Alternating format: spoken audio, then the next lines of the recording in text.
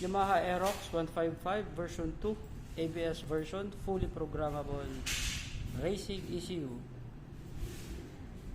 So standalone na ito, tatanggalin ninyo yung existing ninyo na ECU unit. So kung nasiraan kayo or magpapalit kayo ng ECU, ito na yung ipapalit ninyo na ECU unit. So ito yung ECU, yan yung socket niya.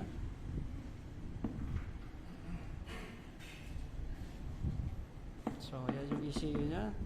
Ito yung para sa tuning cable.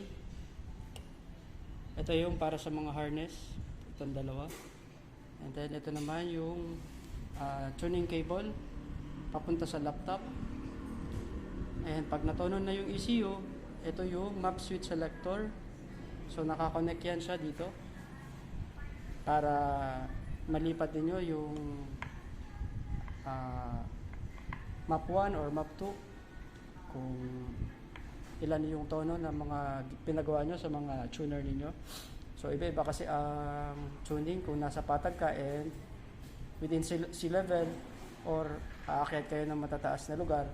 So kailangan yung tuning ng mga motor niyo is dalawa. So again, Aerox version 2 fully programmable ECU from Pitts Bike.